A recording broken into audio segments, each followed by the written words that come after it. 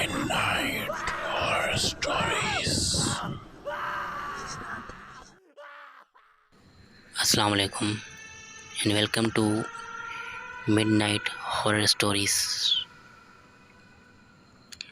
तो कैसे हैं आप सब? मैं उम्मीद करता हूँ कि आप सब बिल्कुल ठीक ठाक होंगे।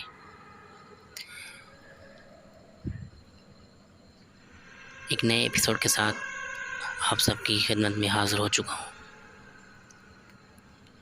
मेरा नाम है नदीम अहमद। आज की जो स्टोरी है वह बहुत ही ज़्यादा अजीब, खौफनाक और डरावनी होने वाली है। ये स्टोरी सुनने के बाद शायद आपको नींद बहुत देर से आए या तो आई नहीं। ये स्टोरी हमें भेजी है हमारे बहुत ही प्यारे भाई फ़ारूक अहमद ने। लेकिन स्टोरी शुरू करने से पहले आप सब दोस्तों से मेरी छोटी सी गुजारिश है कि हमारे चैनल को सपोर्ट कीजिए, सब्सक्राइब कीजिए, लाइक कीजिए और वीडियो को मुकम्मल देखिए, कहानी को मुकम्मल सुना करें। आपकी सपोर्ट की हमें बहुत ज़रूरत है। तो आइए आपका मज़ीद टाइम वेस्ट नहीं करते हैं और ये स्टोरी आपको सुनाते हैं।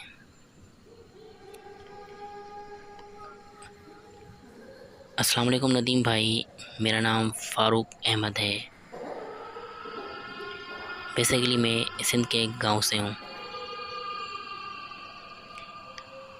गांव का नाम मैं मेंशन नहीं करूँगा,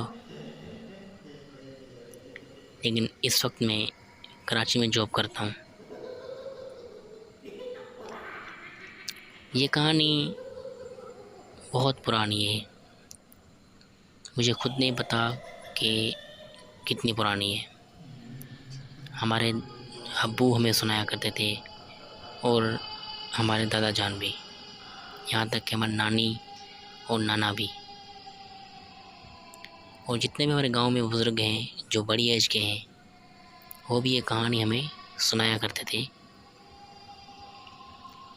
असल में हमारे गांव में एक मोर्चा है जो हमारे घर के पास ही है।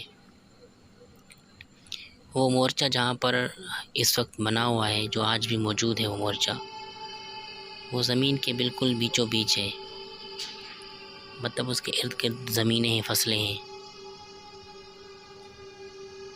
अब्बू बताते थे कि ये मोर्चा एक लड़ाई में बनाया गया था, क्योंकि अक्सर औक़ात जो मोर्चे होते हैं वो जब लड़ते हैं आपस में लोग, तो वो बना देते हैं, मतलब हथियार वगैरह रखने के लिए या डिफेंस के लिए बना लेते हैं। तो अब्बू बोलते हैं कि ये मोर्चा जब बना था तो ज़मीनी तकरार में बना था, क्योंकि गांव में अक्सर औक़ात आपको पता होगा कि ज़मीनों के ऊपर लड़ाइयाँ बहुत होती हैं, ज़मीनों पे तकरार होते हैं, जो आज भी होते हैं सिंध में। उस टाइम से चले आ रही है तकरार और लड़ाइयाँ। तो अब्बू बोलते हैं कि ये मोर्चा इसी वजह से बनाया गया था कि कुछ लोगों ने इस ज़मीन पर कब्ज़ा कर लिया था और जो ज़मीन के असल वारिस थे उनको मार पीट के उनको भगा दिया था और उस ज़मीन पे मोर्चा बना लिया था। और उसी मोर्चे में कुछ लोग रहते थे जो वहाँ पे हथियार भी रखते थे, खाने पीने का सामान, और वहाँ पे सोते थे। ये मोर्चा कच्चा था लेकिन अच्छी मिट्टी, पता नहीं कौन सी मिट्टी थी, बहुत मज़बूत था, जो आज तक मौजूद है। लेकिन हाल ही में जो बारिशें पड़ी, उस बारिश ने उसको बहुत ज़्यादा नुकसान पहुंचाया। तो कहानी कुछ यूँ है कि जिन लोगों ने वहाँ पे मोर्चा बनाया था, कब्ज़ा किया था, वो कब्ज़ा भी ख़त्म हो गया, लड़ाइयाँ भी ख़त्म हो गई, वक्त तेज़ी के साथ गुजरता रहा, शऊर आता गया, तो वो ज़मीन भी किसी ने ख़रीद ली, लेकिन वो मोर्चा जो है नहीं मिटाया। ये सोच के नहीं मिटाया कि ज़मीन के बीच में है, ज़ाहिर सी बात है ज़मीन पर मज़दूर काम करने आएंगे तो वो रेस्ट कहाँ करेंगे, खाना कहाँ खाएंगे। इसलिए वो मोर्चा, वो कमरा जो था वो रहने दिया। लेकिन वक्त के साथ साथ वो ज़मीन के जो मालिक हैं वो बदलते गए, लेकिन वो मोर्चा वहीं का वहीं रहा। कुछ लोगों ने मिटाने की कोशिश की तो नहीं मिटा पाए, और कुछ लोगों ने कुछ सोचकर छोड़ दिया। सौ बात की एक बात कि वो मोर्चा आज भी वहाँ पे मौजूद है मेरे गांव में।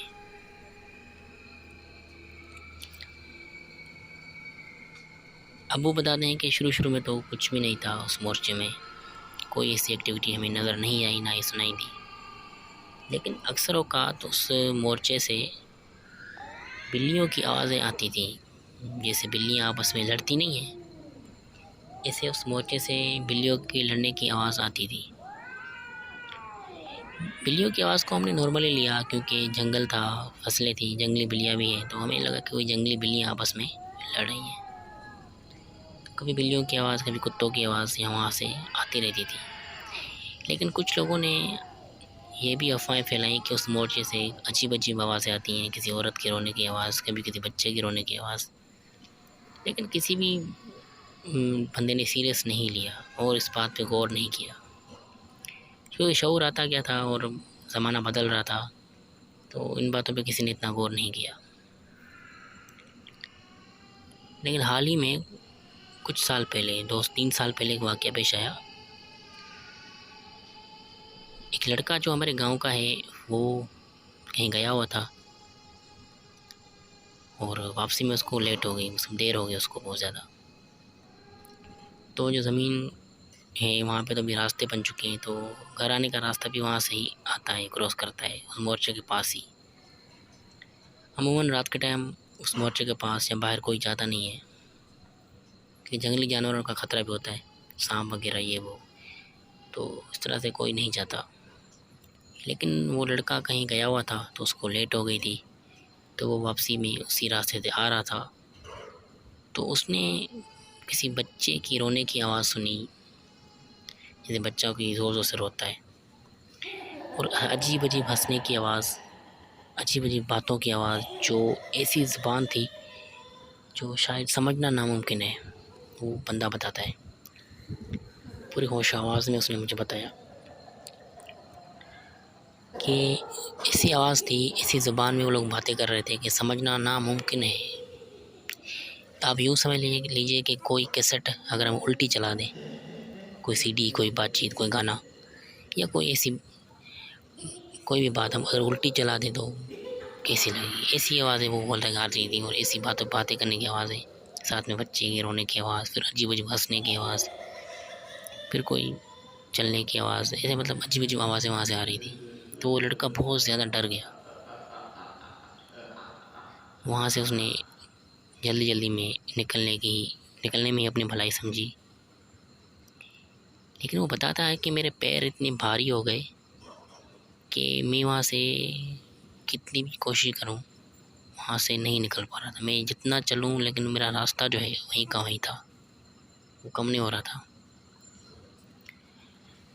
लड़के ने आयतुल कुर्सी का बहुत ज़्यादा विरोध किया, आयतें पढ़ी। जब आयतुल कुर्सी और आयतें पढ़ी तो तब वो वहाँ से निकल पाया। दूसरे दिन उसको बहुत तेज़ बुखार, उसकी तबीयत ख़राब।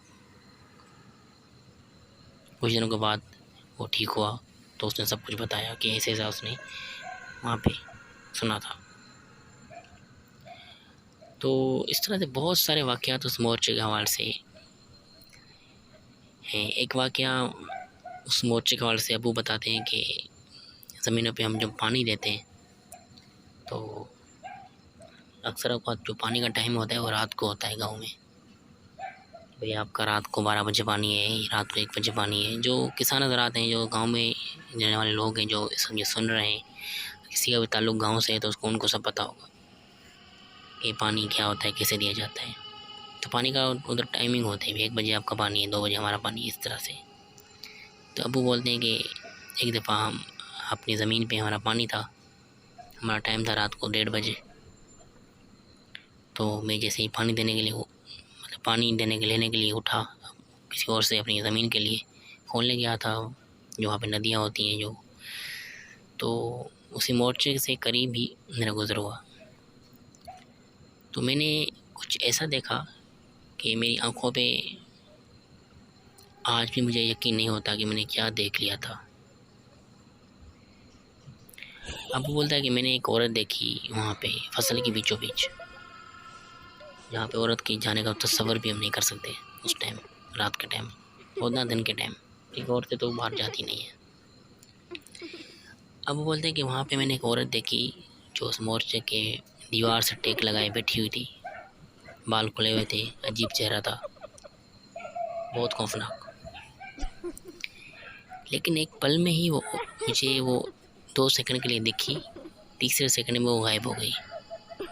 कहाँ चली गई मुझे समझ नहीं आया, लेकिन मैंने वो साफ देखी कि दीवार से टेक लगाए बैठी हुई है। लेकिन उसी टाइम वो औरत वहाँ से गायब हो गई। और आपको बता दें कि अक्सर उस मोर्चे से लाइटिंग नज़र आती है, मतलब दूर से अगर देखें तो ऐसा लगता है कि मोर्चे के अंदर कोई चीज़ है या कोई जल रहा है, बल्ब वगैरह। हालांकि वहाँ पे तो लाइट वाइट है ही नहीं, लेकिन दूर से ऐसा लगता है कि उस मोर्चे के अंदर कुछ लोग जो है लाइटिंग कर रहे हैं, मतलब बल्ब जलाए हुए हैं या खेल रहे हैं चिंगारियों के साथ। तो अब वो बोलते हैं कि हमने ये सब जब देखा और सुना तो हमने आलिम दीन को भी बुलाया था, और हम जानना चाहते थे कि यहाँ पे आखिर क्या है। जब आलिम दीन वहाँ पे आए तो उन्होंने उस मोर्चे का दिन को विजिट किया, पढ़ाई की, तो उन्होंने हमें खामोशी से सब घर आकर बताया कि कोई भी छेड़खानी ना करे। यहाँ पे जो मखलूक रहती है वो अपनी पूरी फैमिली के साथ रहती है, उनके बच्चे भी हैं, और वो अपनी पूरी फैमिली के साथ वो इस मोर्चे में जो है वो आ चुके हैं, रहते हैं। क्योंकि ये मोर्चा काफ़ी दिनों से बंद था, और जो जगह काफ़ी दिनों से बंद होती है वहाँ पे ये मखलूक़ात आ जाती हैं। तो ये मोर्चा तो काफ़ी टाइम से बंद था, तो ये जो फैमिली है यहाँ पे भी रहने आई है, वो यहाँ पे रह रही है और मरते दम तक, क़यामत तक यहीं पे रहेगी, चाहे ये मोर्चा हो या ना हो। तो इस मोर्चे को ना मिटाया जाए, ना ही इसके साथ कुछ किया जाए, क्योंकि ये लोग आपको तकलीफ़ या कोई भी नुकसान नहीं पहुंचा रहे हैं। लेकिन अगर आपने इन लोगों के साथ छेड़खानी की या इनको तंग किया तो ये आपको ज़रूर नुकसान पहुंचाएंगे। उस आलिम दीन की बात के बाद उस मोर्चे के करीब भी कोई नहीं गया और ना ही कोई छेड़खानी की। वो मोर्चा आज भी मौजूद है, और आज भी उस मोर्चे से कभी बच्चों के रोने की आवाज़, कभी झगड़े की आवाज़, कभी लाइटिंग, कभी बिल्लियाँ, कभी कुत्ता, अजीब अजीब आवाज़ें आती रहती हैं। और हमारे लिए अभी सब कुछ नॉर्मल हो गया है। तो ऐसी जगह होती हैं जो काफ़ी दिनों से बंद होती हैं, तो उन जगहों पे ये मखलूक़ात अपना घर बना लेती हैं। उम्मीद करता हूँ आपको आज की स्टोरी अच्छी लगी होगी। स्टोरी नहीं थी, कुछ वाक़यात थे समझो। इंशाल्लाह मिलते हैं नेक्स्ट स्टोरी के साथ किसी नेक्स्ट टाइम इंशाल्लाह आपसे लाज़मी मुलाकात होगी। तो चैनल को सब्सक्राइब कीजिए, सपोर्ट कीजिए, लाइक कीजिए, शेयर कीजिए, और अपनी स्टोरीज हमें व्हाट्सअप कीजिए, ईमेल कीजिए। इंशाल्लाह आपसे बहुत जल्दी मुलाकात होगी।